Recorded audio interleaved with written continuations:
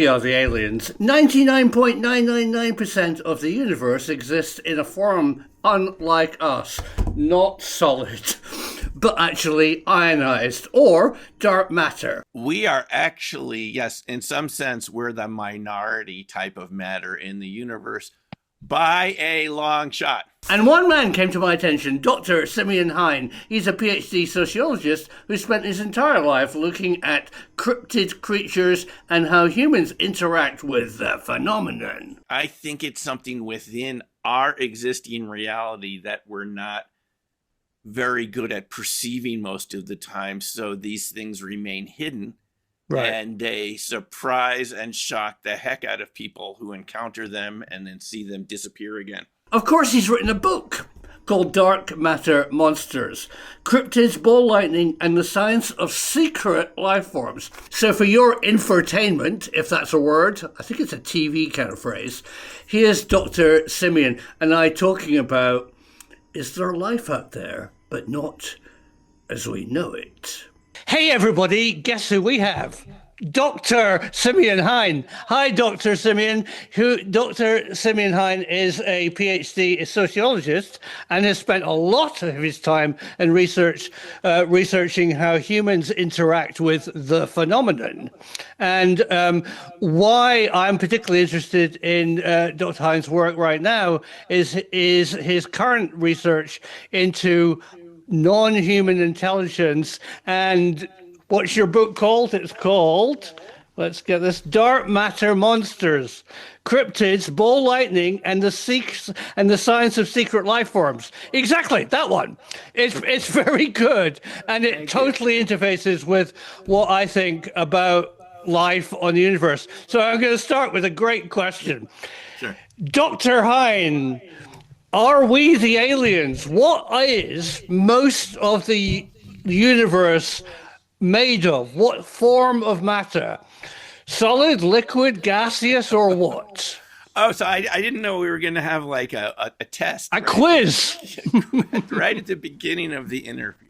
Well, Simon, that's a good way to start. Yeah. Because we are actually, yes, in some sense, we're the minority type of matter in the universe by a long shot. 99% a long shot. Yeah, I know. And I think that's really interesting, isn't it? Yeah.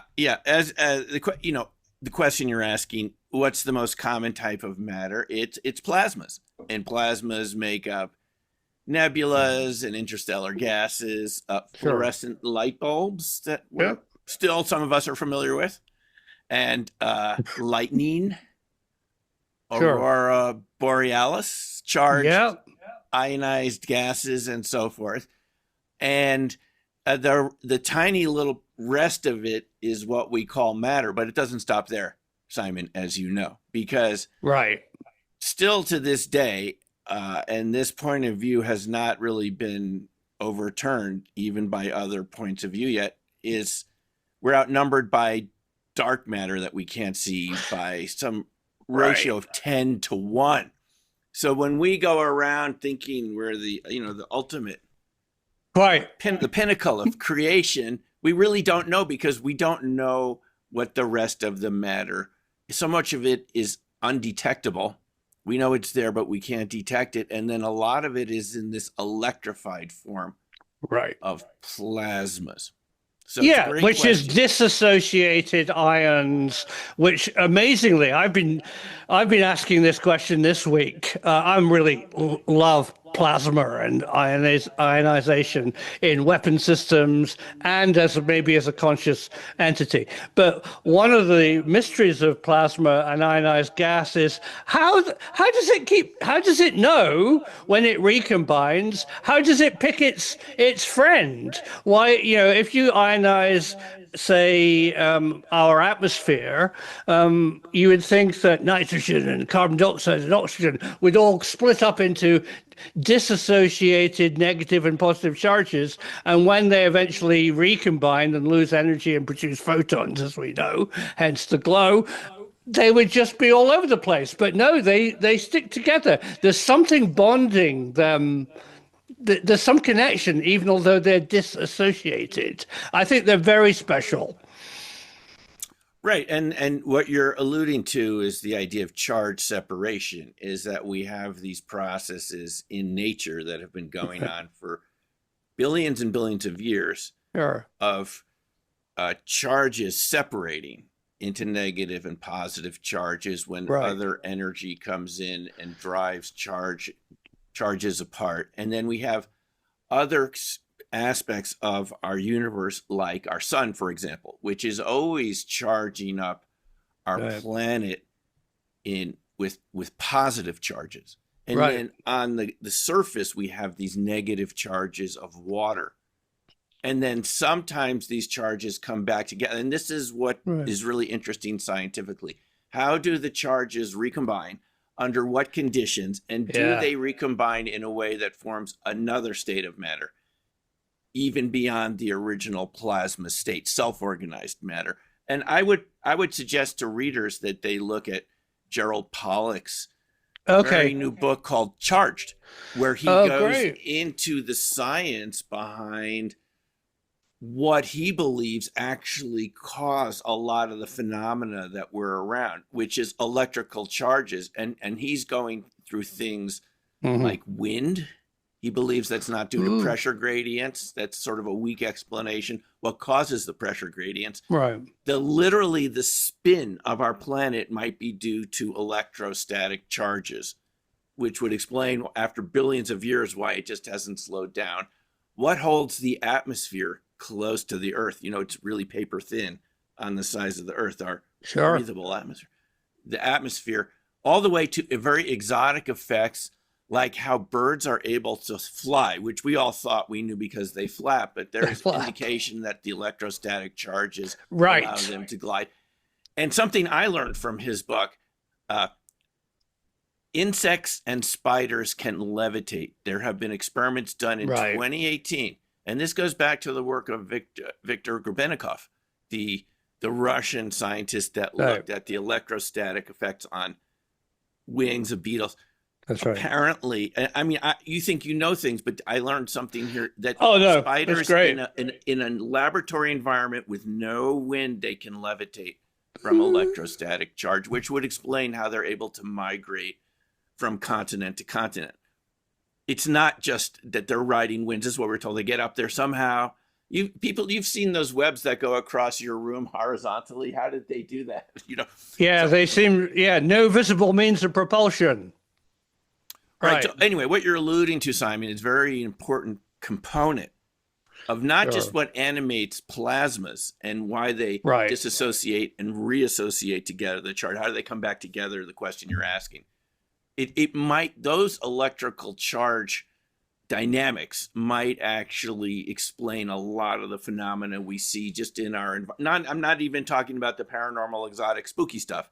Just the ordinary phenomena we see can be explained from this newer sort of perspective from a point of view of electrostatic charge dynamics. And in the same way that physics has defined us as basically electromagnetic energy, when Rutherford fired alpha particles at his gold leaf, they went right through. He was expecting a meatball to bounce off, and that changed how we realized that we are in fact just electromagnetic forces. We perceive ourselves as solid, and most of the time we are pretty thick, but other life forms might not, as we've discussed, aren't like us. We're the aliens.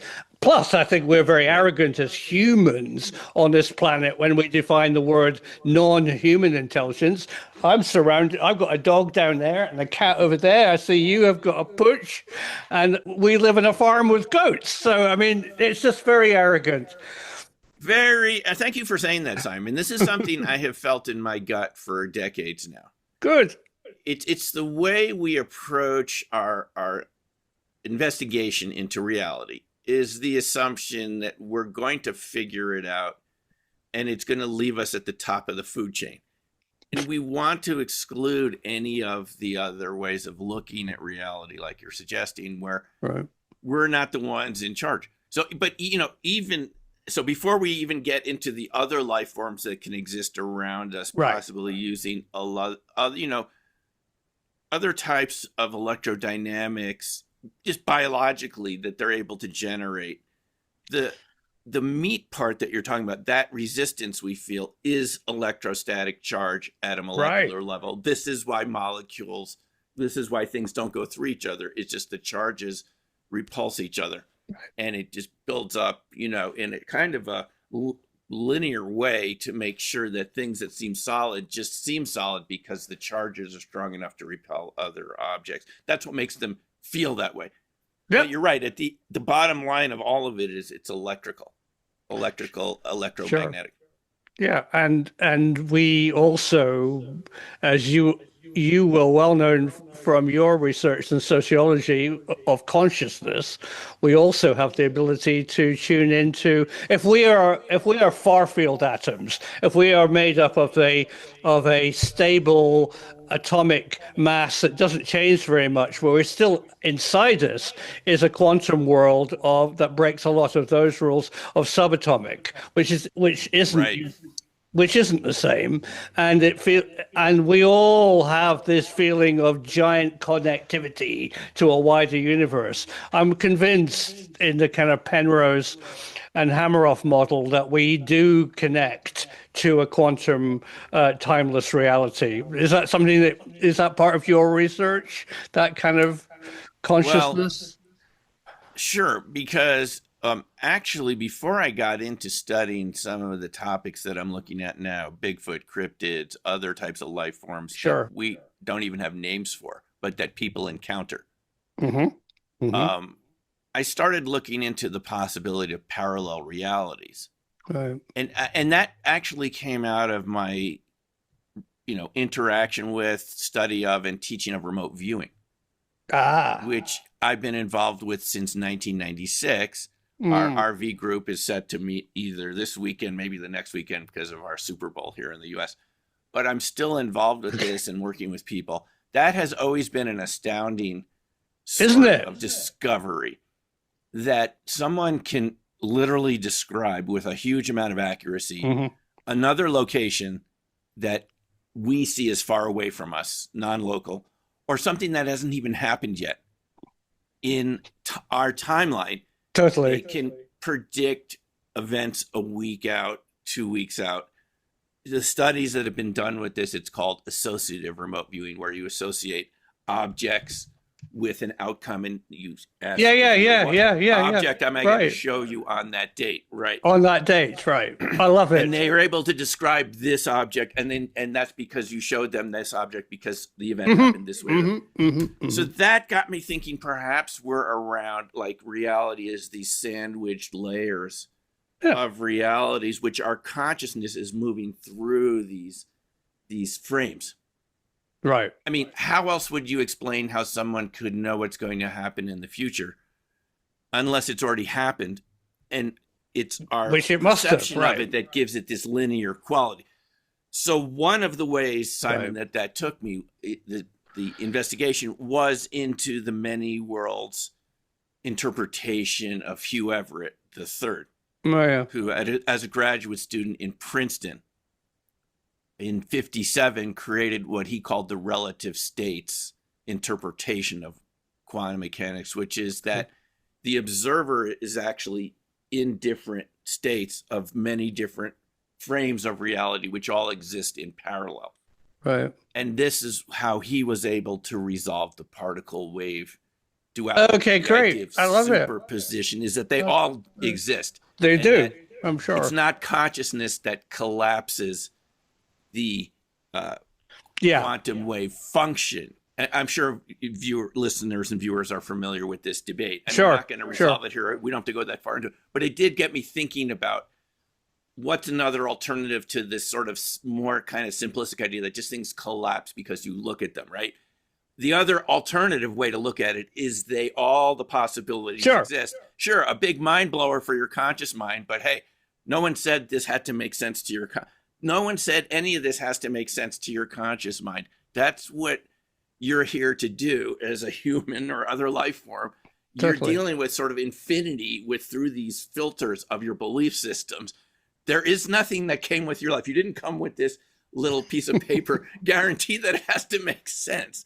So the other way to look at it is they're parallel realities, and maybe viewers, there's other explanations here, that the signals are, retrocausality and all that. But one possibility is that the walls get a little thinner between these realities, and there's bleed through from this so-called future reality into definitely. I mean, and you've hit on the real. I think the proof of it is remote viewing. Because talking to Russell Targ, Russell says to me when working with people, remote viewers, it was all about an emotional memory of the future. So when they were shown, an object and said, remember that and relate it to the stock exchange of silver future prices. This was his story. And not that. They remembered it as an emotional memory of the future. So it was much more about remembering a future time than a place. I think it's so important. It's a good way to put it, yeah. Yeah, no, it's great.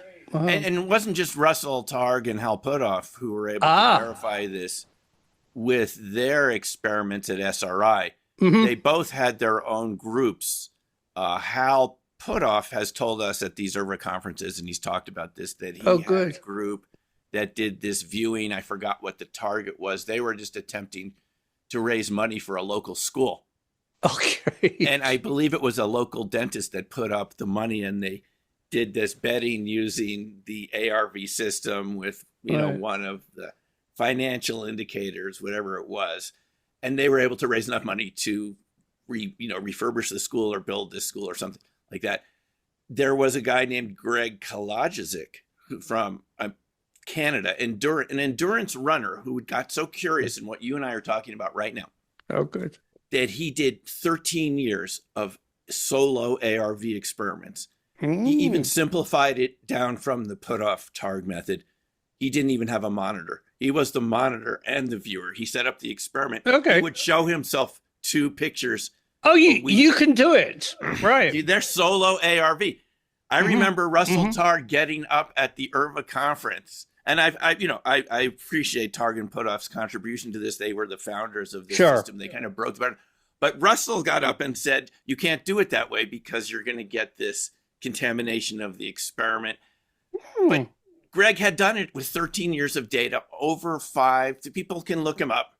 I can send you the link later if you want to include it. 13 years, over 5,000 experiments, trials. Sure. Between, I believe, a 65 and 70% hit rate of correct. Yeah, that's the kind of average. There you go. So, Simon, there is no way you're going to do that unless there's a real... No, you can do it. I've done it. I've done it. Whatever you think, the signal is coming back from what we call the future. Totally. I'm just Simon, as a sociologist, what's really surprised me was the intense resistance from certain entrenched academic interests and people who call themselves skeptics, but they're more like scoffers because they're not looking at the data. No. If you can find something wrong with these experiments, I'm open to having a discussion with it, whether it's from Greg Kay or Puthoff or Targ or anyone who's done ARV. We've done it ourselves in our group just for fun to see how it would work. One time we predicted one of the indicators here in the U.S., the S&P 500, we predicted it correctly 10 out of 10 times with play money, monopoly money. No. The odds of that are, as a former statistics teacher, I will tell you the odds of that are 1 out of 1,024. That you're going to get 10 out of 10 coin flips correct, right? So there is an effect going on there. And I mean, if it was just me finding that once, you'd think, well, maybe you just got lucky. But people who do this get those results. Sure.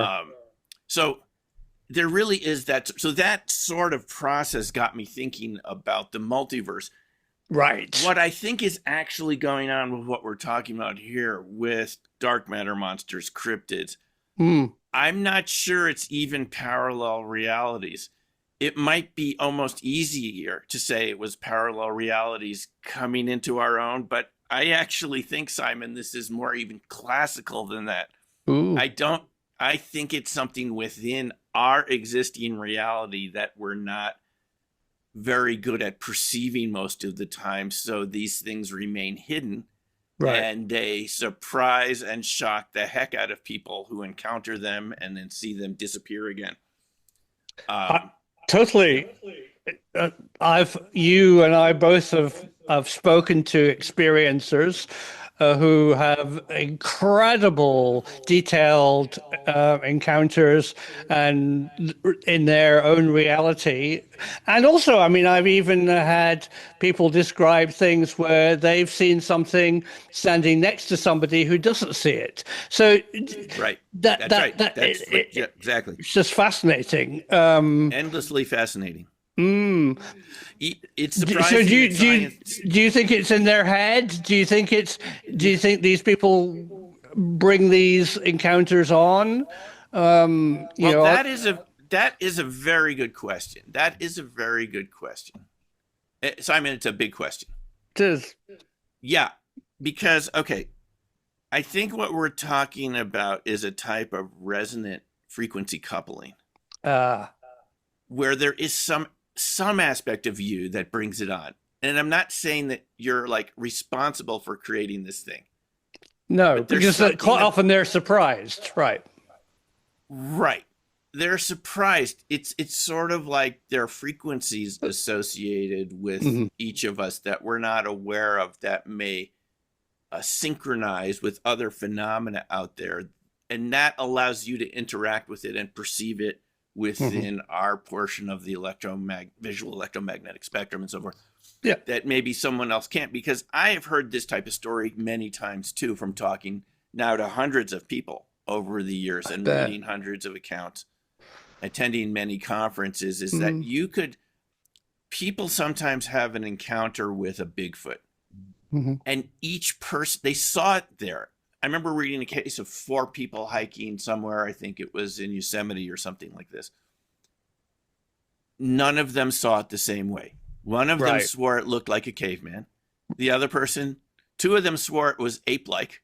Right. And the third person said, no, it looked cat-like. Right. So assuming they're telling us the truth here, what that says is there's something about you that determines the way it looks.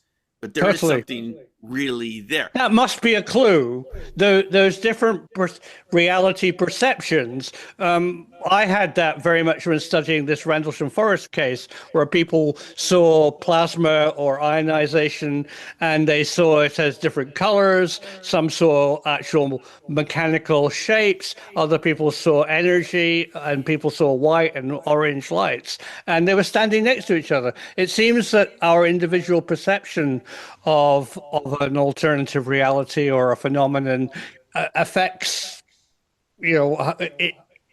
it defines how our reality. It does.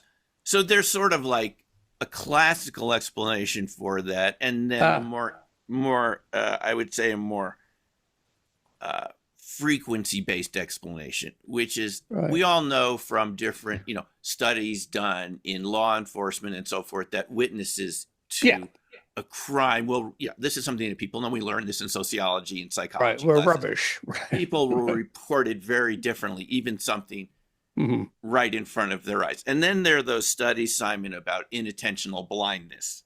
You're familiar with this, right? The gorilla, that guy that walks right. Yeah. So did you ever see that the first time and you didn't see the guy in the gorilla suit? Sure, and it worked for me. It worked for me. I saw this at some conference in Albuquerque, and it was news in the 90s. I had to know. I remember. And then I didn't see it. And they said, watch it again. Because you're told to focus on the basketball player. That's right. White jersey. So you're looking for white things, not the folks in the black jerseys and the guy in the gorilla suit. It's a dark color. Yeah. You're not going to see it. So there are perceptual effects that delete what we're seeing. And we know from the work in RV and from the Danish science writer Tors Noratranders, who a number of years ago wrote that book, The User Illusion. Ooh. He was the first to point out that even consciously we delete huge amounts of information around us. Probably intentionally, right? It's actually coming from the subconscious. Sure. Deciding for you at each microsecond what's important for your survival. Right. So it's going to delete things in the room.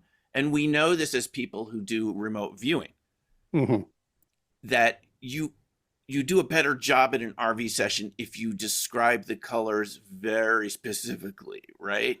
So if you don't call colors the general colors that we're used to, but very specific colors like the Crayola crayon box when we were kids, those burnt sienna instead of brown. But it's been found that the more you use that specific terminology, the accuracy rate seems to be better on the session, because you're actually going deeper into the treasure trove of information that your mind has absorbed, your brain has absorbed, but you're not conscious of, right? Because of these deletion mechanisms. So at one level, we're all very good at deleting things around us just for survival value. And there's only so much information you can take in every day before you kind of reach your saturation point, this kind of short term. But there's another level to it, which I think is frequency oriented. That's non-psychological. And this goes back to Uri Geller working with Targ and Puthoff, their first RV test subject. Are you familiar with these accounts of the strange things that happened while he was there at Lawrence Livermore Labs and SRI? Well, I've talked to both of them, but tell me what specific. Well, this is something that's been discussed many times. It's in the book Remote Viewers by Jim Schnabel, which was one of the first books after the program became declassified in 95. There were strange things seen around Lawrence Livermore Labs. The homes of the re-scientists working with Uri. He was only in the U.S. for 6 weeks. That's right. But during those times, and it's in the movie Third Eye Spies by Lance Mungia and Russell Targ, where they show his, not only could he do very good RV, he had this sort of PK ability, which I've talked to Russell about. Oh, wow. And he was very good at describing, all they were doing at the time was describing objects in a box and so forth. Sure, which is fascinating. You can see this in the movie. In the extended version, they have the footage of him doing viewing. You can see what the object is in the box, and then how accurately he is describing it, every single time. But what they don't tell you in the movie is that people saw cryptids in their homes around. One time there was a small classic 50s type UFO disc seen flying in Lawrence Livermore Lab when he was around. Right. Yeah, go figure. And then there were the aports. You're familiar with the concept of aports? No. Solid objects appearing out of nowhere. Okay, sure. It's something I've become familiar with again through the study of Bigfoot encounters. I'm in Colorado. I know people around here that have encountered the creature just within a few miles of my apartment here. Sure. And I'm looking out the other side on the foothills, and I can look at the locations where the encounters have happened.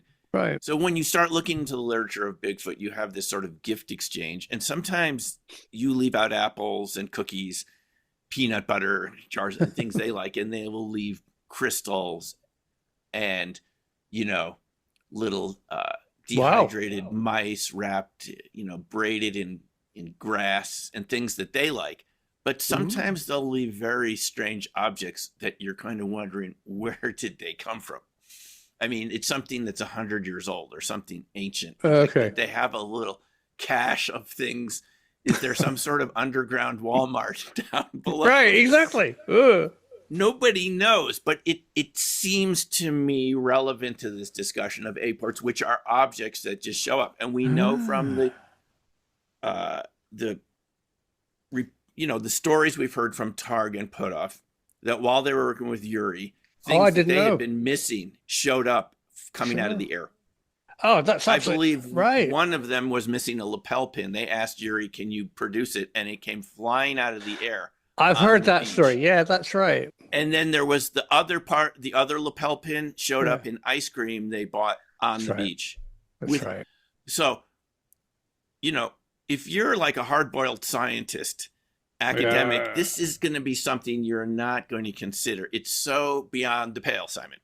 Totally. But that's the limitation of our institutions, is we don't deal with the data. We filter it out, so it's only the information we look at is only the information that's going to be consistent with us getting a grant from the National Institute of Health. No. I can. It's so close-minded. It's a censorship system of reality. Completely. I'm not blaming these people because I come out of academics. I understand it. You want a grant to a narrower and narrower view of reality. Sure. At some point, you're not going to be dealing with reality anymore. You're going to be counting how many angels can dance on the head of a pin. Which was one of the main types of topics they discussed and debated in the Middle Ages. That's not where we want to go. We don't want to go in that narrow. We want to explain this broad range of phenomena that people experience, that witnesses I know, friends have experienced. I haven't experienced very much of this, but I know people who I trust who have. Yeah, right. So it's the same way with you. So that's the aports and this goes back to psychic surgery, and other types of topics, which again I know are somewhat controversial. Sometimes you find people that are kind of pretending to do that, but there are cases I've seen where people really do that, and I've seen demonstrations of PK myself. Twice in Japan while I was teaching RV there. So this sort of conjuring up something out of empty space is something that we've had verified that really happens.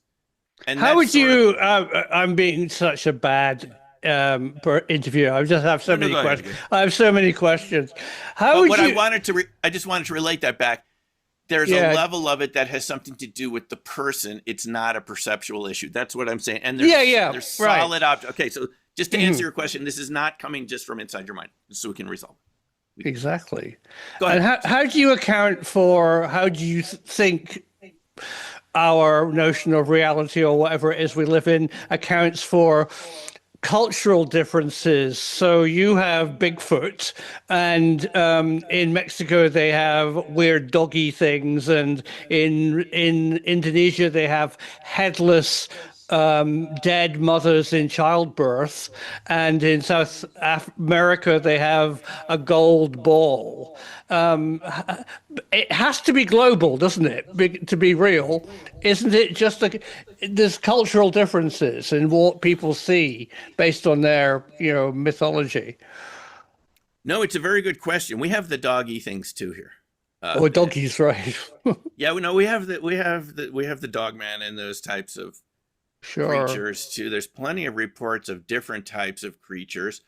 So you could make the argument that it's all the same type of creature that's able to change its appearance for your perception. Mm-hmm. Yes, because some researchers I know, like I've talked to Stan Gordon about this, and he thinks that what we call dogman here, which is a creature that looks like a bipedal German shepherd, 6, 7, 8 feet tall, and big pointy ears, with red glowing eyes, is a type of Bigfoot variant that just looks more dog-like. Right. Simon, we don't have enough data to actually know, but my short answer to your question would be these are all varieties of dark matter monsters. Which Good. I just believe that when I read Science magazine, there are always new discoveries in types of animals and plants all the time. I think, what is the percentage of species that we've discovered on the planet? It's still just a fraction of all the species that are out there, especially at the micro scale. Totally. So it wouldn't be surprising that at other frequencies, other states of matter, there would be other creatures that are very good at shape-shifting, cloaking, the things that, as you know, our defense contractors get patents in for developing cloaking materials, metamaterials. Very much. Topological insulators, materials that can switch between insulators and really state-of-the-art technologies that you can find the patents for from defense contractors. If we're just discovering this now as a type of technology, it wouldn't be a huge surprise to find out that nature is already doing this. Right. Biologically, people didn't believe in giant squids back when sailors were encountering them. The mountain gorilla was thought to be a fiction, a hoax. Yeah. Even though the Romans had discovered the mountain gorillas thousands of years ago, it was forgotten about. Right. And then it's rediscovered again. No one believes it. So there are new life forms that are discovered. We have enough evidence at a minimum just from Bigfoot, but we have from these other creatures too, of the types of footprints they leave, the hair samples, the acoustic evidence from all the sounds that are recorded. There is a movie coming out about this, Flash of Beauty, Voices in the Wilderness, the third series in the Flash of Beauty movies, which, as you know, I was in the second one, the paranormal Bigfoot movie. But there's another one coming out just about the Sierra Sounds and Ron Moorhead and so forth. And it's all recordings that even debunkers deliberately brought up to the hunting camp in the Sierra Nevadas to try to find an alternate explanation. They said it's real. We can hear it too. And they had recorders. So we have evidence that these creatures really do exist. And I think there's some good film footage of many of these creatures, though it's increasingly hard to distinguish between that and something that's, AI computer generated. No, they're not AI. But they're definitely not.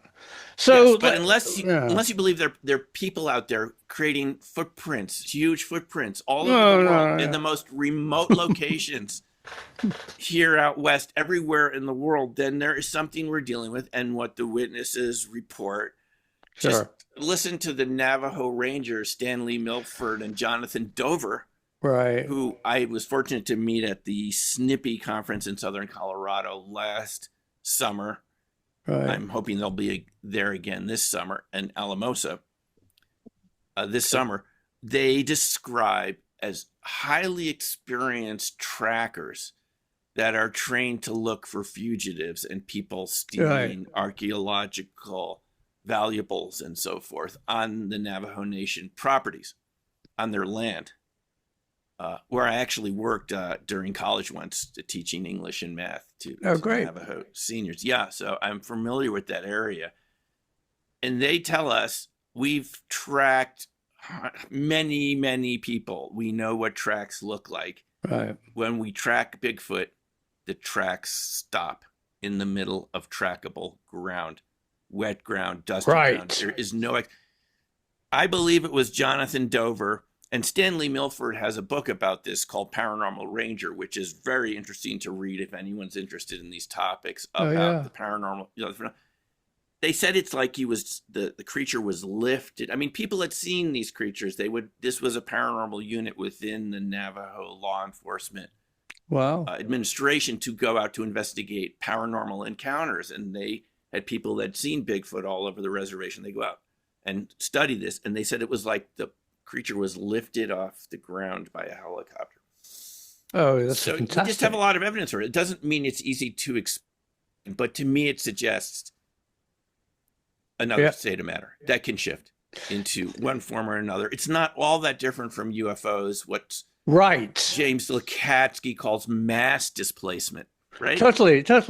And it seems that they aren't. I've never liked particularly aluminum flying saucers from the planet Zog. There's so many problems associated with that, structurally and time-based and the length of lifetimes. But I definitely know that UAP are real. We see them globally. I live in a country where here in France, you can openly report it. You can go to your police station and they'll give you a form, which is investigated by government. In the UK, where I'm originally from, the Condign report says Britain admitted in 1999 that UAP are real and are probably ionized plasma. I mean, that was just amazing, and aren't a threat to national security. So they are real. As I always say, they have to be in Namibia as well as Nebraska. They can't just be in one place. Well, Simon, they are. They're global, right? They're global, and I would encourage people, anyone who's curious about this, to read any of Lakatsky and Colin Keller, George Knapp's books. Sure. Skinwalkers at the Pentagon, and the follow-up books about revelations about the United States UAP UFO research program, because it basically confirms what you're saying. Is it's a global phenomenon, and it's something that overlaps quite a bit with what the Condine report concluded. Now, when I first read that report back around 2005 or so, sure, when it was, I felt like maybe this is a cover-up, because they were even saying that triangular craft were somehow what we were talking about earlier in the show, some sort of misperception of three orbs in it. Sure. Anything than three looks like a triangle, right? You put three things out there. Well, it does. Yeah. But now that I've looked more into ball lightning, and I've seen it twice, Simon. Oh, yeah, good. The UK in Wiltshire, one time at Knapp Hill, just to the north of Alton Barnes. Sure, I know. In the Pewsey Vale, as they call it. Another fellow was there, so we know this wasn't just Simon, people have suggested that some of this is purely hallucination, but if two people see it at the same time... No, that's unusual. Right. That's not a hallucination. What I saw looked like a kind of a glowing grapefruit-sized blue ball emerging from the ground and almost glowing as if someone turned on a gas burner. It looked very much like that, but the size of a grapefruit, for about 2 to 3 seconds, which is a typical time for ball lightning.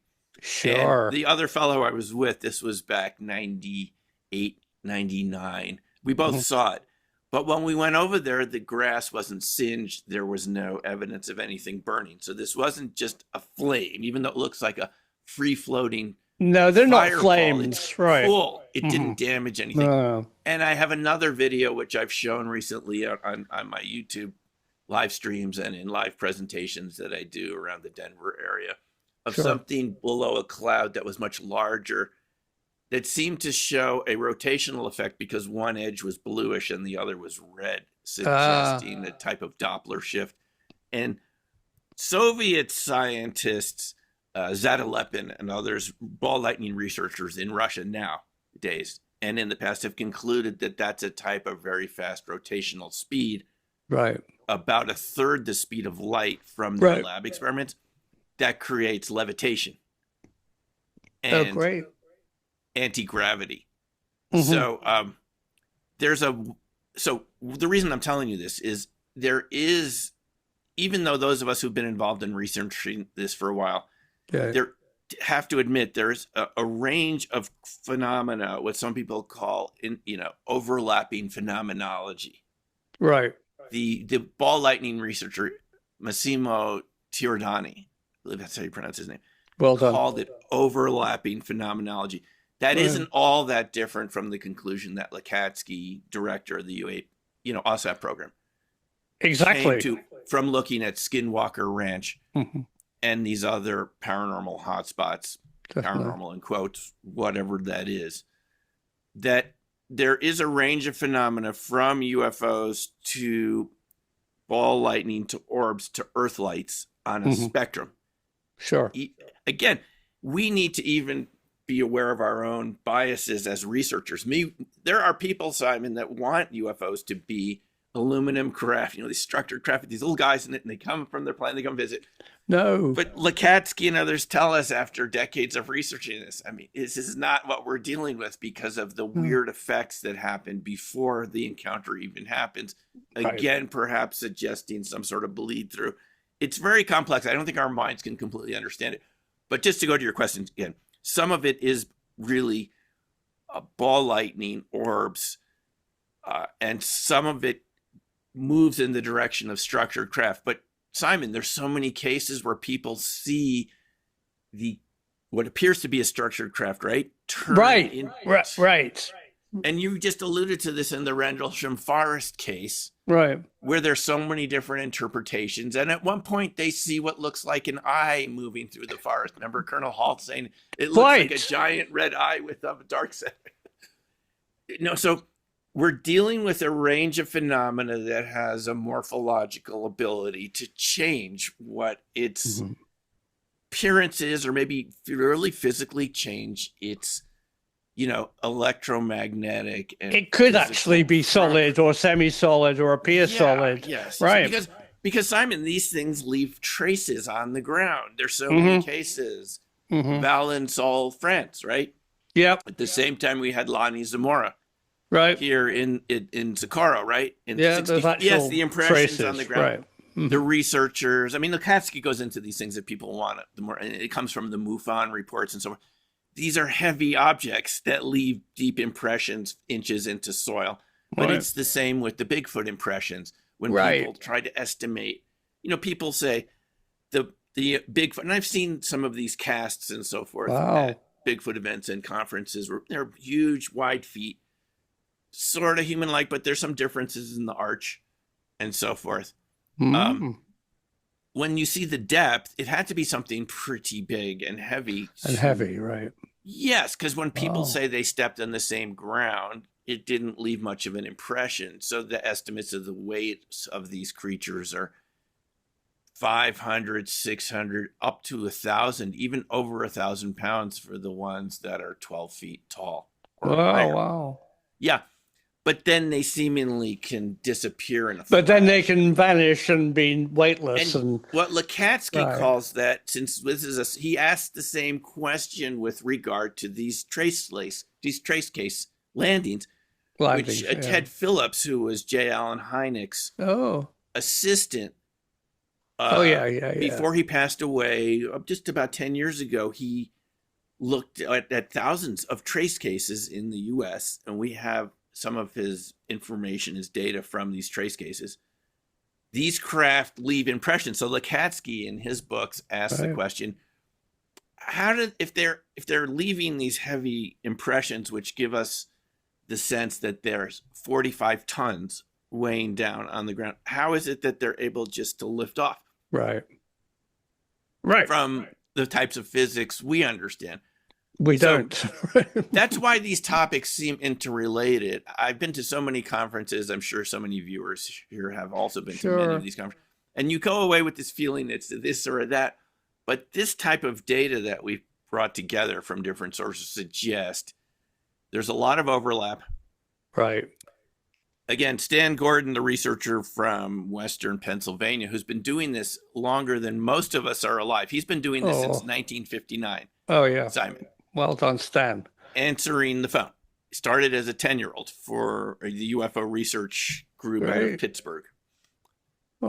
He wasn't looking for Bigfoot to come into his phone calls. That's what people from that area in Southwest Pennsylvania were reporting on his hotline. He was just a UFO reporting line for this group, this research group. But the calls of the cryptids, and he said the phone has never stopped ringing since 1959. And the types of reports branch out because there's a contagion effect as people hear other people reporting it. I think that they feel more comfortable sharing their story. Oh, yeah. Because it could seem so strange. You don't even want to share something that's going to cause you to get laughed at and ridiculed. So I think there's an effect where people realize, someone else experienced this. Now I want to share my story. So just speaking as a sociologist again, we don't know how many witnesses there are out there. No. I mean, what is the extent of this type of contact? And you started the interview by saying maybe we're the aliens, right? Maybe we're sort of, our matter state is sort of in the far minority here.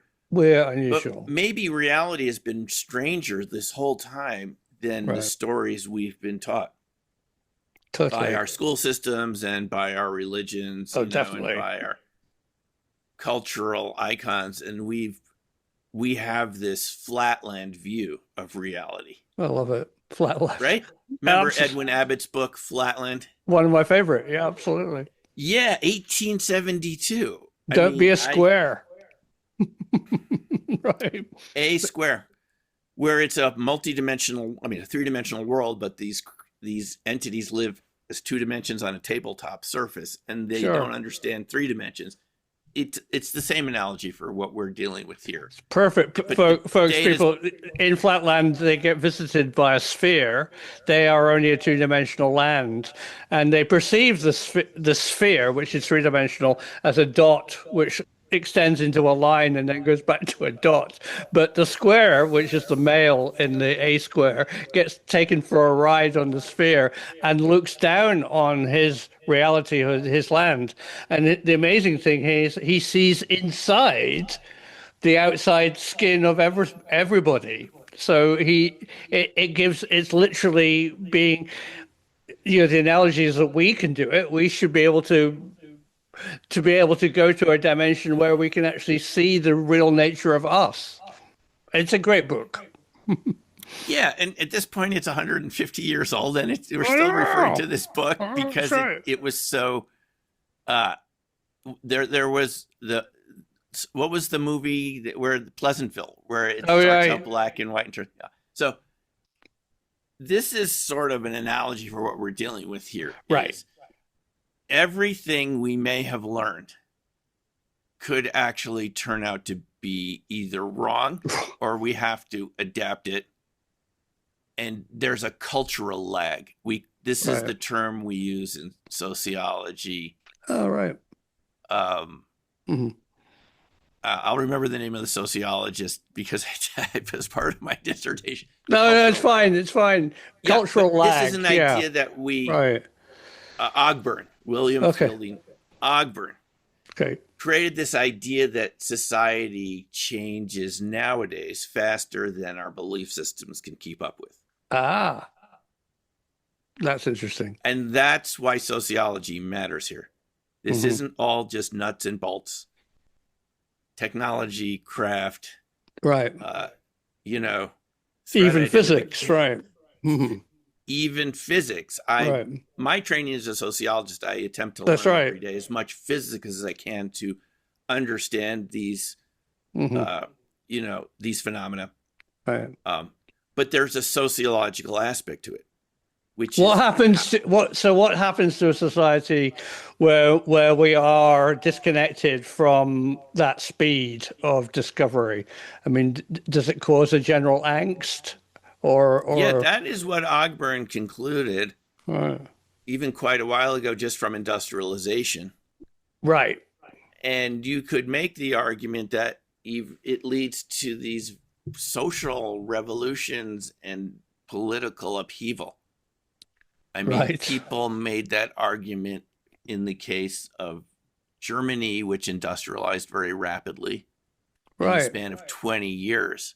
On their direction of Kaiser Wilhelm and 1850 to 1870. I mean, I'm just speaking now as a background as history and sociology. When you get these rapid changes, people made the argument that that's directly led to Hitler. It was too much change too quickly. People felt disconnected. They felt disenchanted, alienated. And then when that starts to happen, you start looking for scapegoats to blame. You see where this leads. Yeah. And in fact, our country, the U.S., may be undergoing this right now, right here, whereas I'm speaking to you. Absolutely. In the type of political challenges that we're facing here and sort of the conflict. Sure. And in other countries, right. And in other countries as well. It can happen anywhere. So what I genuinely believe about the phenomena we're talking about here is, this is my view, and people are totally entitled to not agree with me, to take another point of view. I genuinely feel we're dealing with life forms that are different than the type of matter we're used to, that don't fit the Newtonian mechanistic scientific tradition, which came out of mostly the UK, but also Europe. In the 16 and 1700s, starting with Copernicus and Galileo, which is a very powerful scientific revolution, which taught us to pay attention to what we see in front of our eyes versus what the dogma we were taught by religious authority. Figures. Mainly back then, in those days, it would have been the Catholic Church, basically saying, this is what we're telling you. This is the Vatican. We're telling you this is what's real. And if you don't agree, we're just going to put you under house arrest or burn you at the stake. Absolutely. So that was a very powerful revolution to challenge religious dogma. But at the same time, it became its own dogma, which we're living in now, which is that there can only be things that exist that are easily verifiable. So we actually switched to the other side, right? So I grew up, I remember, in fact, just this very day, I was talking to the BBC producer who made this wonderful series called The Body in Question with Dr. Jonathan Miller. And what we did on that series is look at how we can define how the human body works by technology. So the heart wasn't an organ of love, it was a pump. A nervous system was the wiring of a car or an airplane. But I think I've now expanded out of that, and now I see biological systems that can adapt. People who have horrible injuries, parts of our body can that were, say, an ear can be an eye, or a stem cell can be whatever it wants to be. I think it was slightly wrong. I think we need to keep on redefining our how the world really works. That's right. And I think if we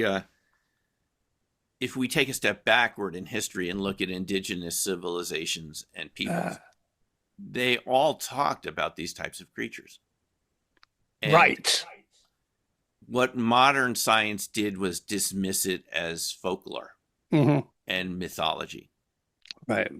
Because that's the easiest way to deal with it, right? Sure. Something that you don't see very often. I mean, thunderbirds, these large-winged pterodactyl-like birds that people see, I'm sure, throughout the world, seen occasionally here in the U.S. I've talked to people that know people have seen them and so forth. I haven't seen them, but I believe what the witnesses say because the descriptions are so consistent.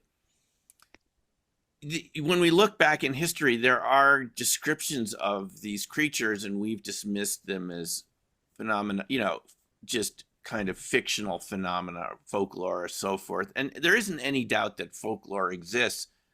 But when you have, like in the United States, hundreds of words for Sasquatch, Bigfoot, right, the skookum, whatever they call them, throughout the Northwest, an area I'm familiar with, Siatko. There are different names for this creature, but hundreds of different names from different that's just very who unlikely. didn't even speak to each other because of their geographic isolation over hundreds of years and thousands of years, evolved different language groups. If you've seen the different language groups in the U.S. of Native Americans, they all talk, most of the tribes have a name for this creature. So do you think they're just all making this up? Or it's all the same creature over and over again? Even the Vikings encountered these sort of screaming, hairy creatures on two legs, bipedal creatures in, what was it, in Newfoundland or something? Wow. So you have these reports. So I think the direction we're going into is to realize that science may have been limiting too in the types of information we're willing to consider as real. Because when you have us modern people also encountering this same creature that the Aborigines have been describing in Australia. Yeah, that's right. And the Native Americans in the North America and South America have been describing this for thousands of years. And then modern folks go out for a hike somewhere or a photo expedition and encounter it. That is pretty good evidence. And they bring back photos of the footprints or their experiences that these things really exist. But that doesn't mean they're easy to explain. It's not just some rare wood ape, as you were alluding to before. No, they're not wood apes. Regional characteristics. And they may be cultural. They might be a similar creature, but they would be defined in different countries, culturally different. But they could be similar. Yeah. And the other possibility, Simon, is that there is a reality around us that we don't see visually and detect very often that can remain hidden.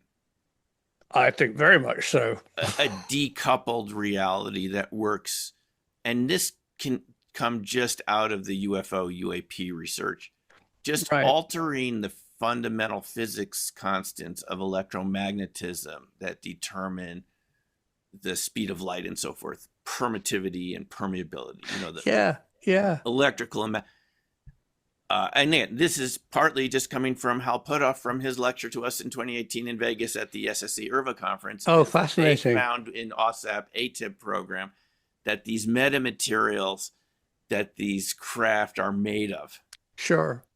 are able to alter the permittivity of free space, Right. and thus have different characteristics to the extent where they can cloak, they can look blue shifted, they can move That's in right. ways.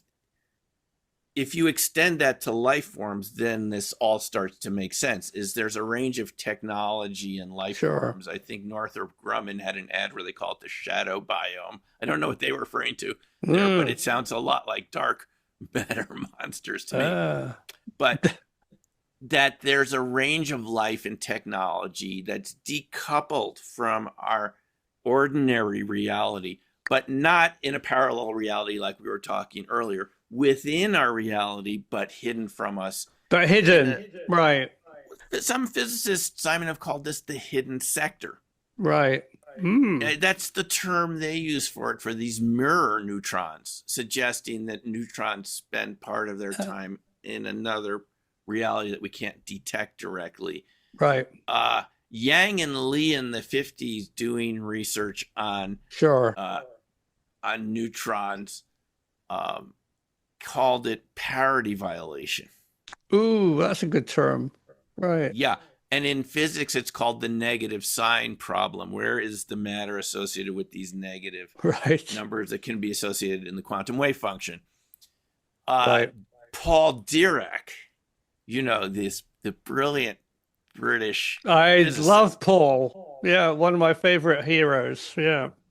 He has to be a hero for a very soft-spoken but very smart guy. Very smart. He eventually ended up at the University of Florida in Tallahassee or something like this. Yeah. He had a fascination with the U.S. and he moved here.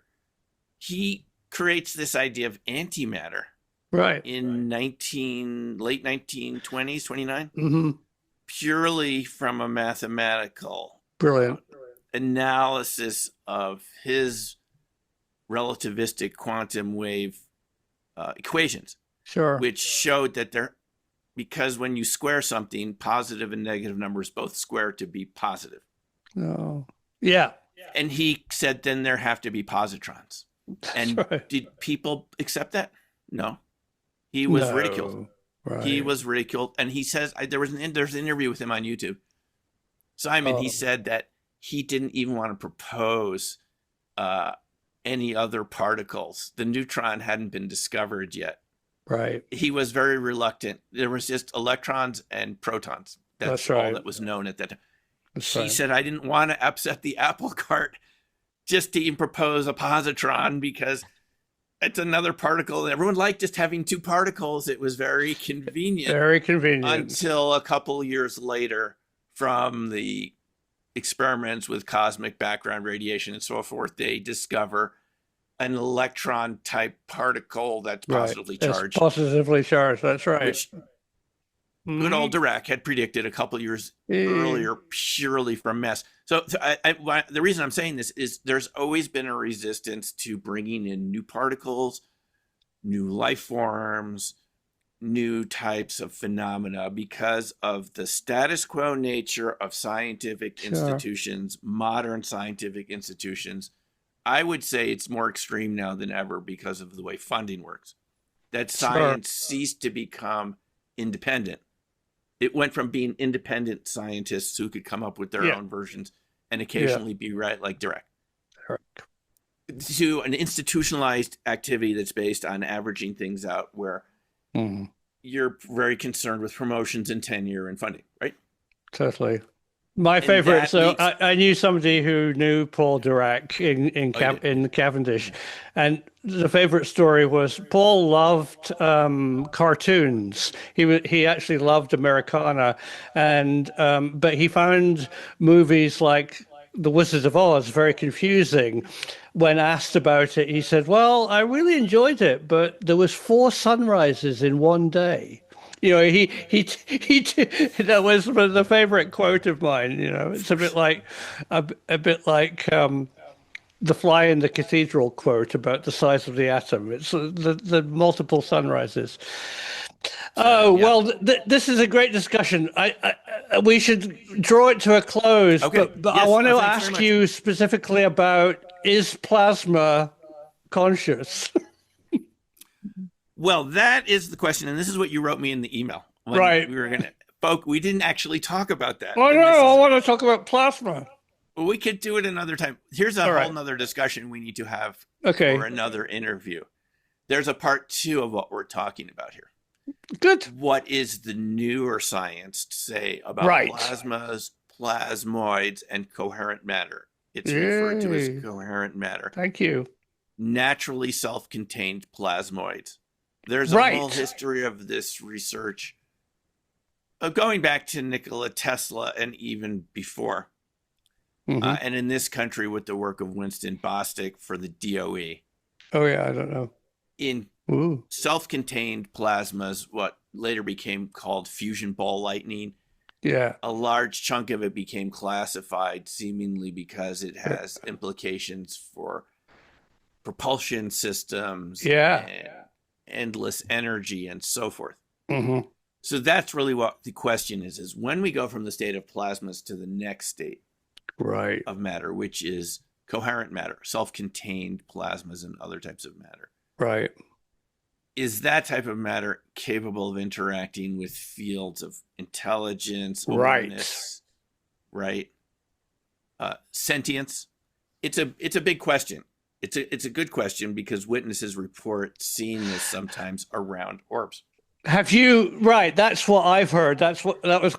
I think we should do this as a part 2, folks. I think we're going to need to do this as part 2 because there's there's a history of this, which I think we should take the time for the audience to spell it out again, because it's kind of the next stage in this discussion. Given that we've talked about the constraints, the existence of these phenomena, but the institutional constraints on people understanding it. Sure. What does the classified science tell us about these phenomena? And we can talk about that.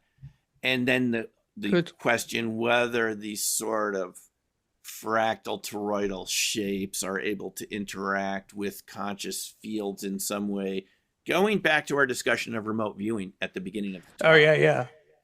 And that's what we could talk about another time to kind of get at that question with a little more detail. Okay, good. So let's end it by a revelation.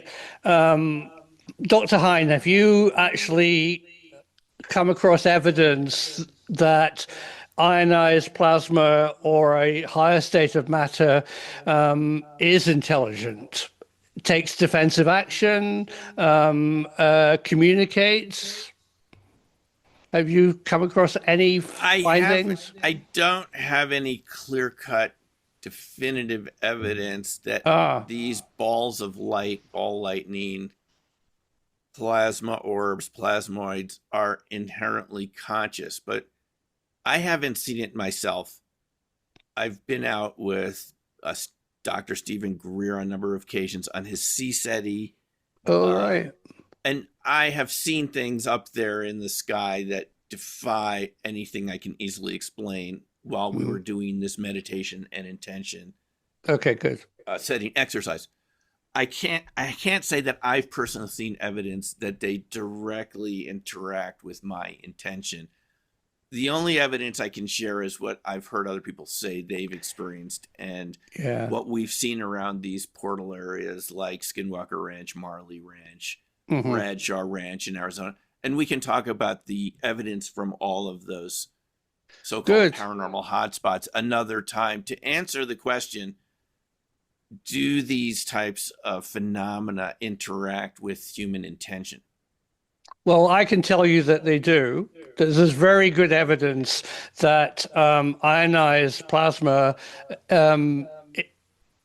appears intelligent by taking defensive action. You go towards it, it will move away. And the most stunning piece of research I've read is, and I know the people who did it, is that it communicates. So let's talk about that another time. Sure. Sounds good. Thank you very much, Simon. This has been a lot of fun, this discussion. It is. It's great. So this is the first time we met, and this is brilliant. And I've loved your work over the years. And dark matter monsters, excellent, great subject. Yeah, there you go, folks. It's really, really, really worth investigating. So thank you, Simeon. Yeah. That's brilliant. Yeah, the website is darkmattermonsters.com. Link in the description. Yes, right. And you can get it where books are sold, or I'm happy to send you a signed copy. But once again, Simon, thanks for having an open mind and having a great discussion about this. Yeah, thank you very much. And folks, we'll be back with part 2, where we'll discuss other forms of life, not as we know it. Oh, thank you, Dr. Hein. That's the first time we met, and I think we got on really well, and we certainly had a good conversation, enough to have part 2, where we actually deep dive into ionized plasma life forms. As I said, I have heard that plasma communicates, and plasma does take evasive action. The Condign report actually says, as a notice to airmen, if you come across UAP, don't make extreme evasive movements in your airplane, because the plasma might self-protect itself and bugger off. So here's my new catchphrase: what's going on? Stay tuned for part 2. Press like and subscribe if you enjoyed what you heard today. And remember, the truth needs to be out there.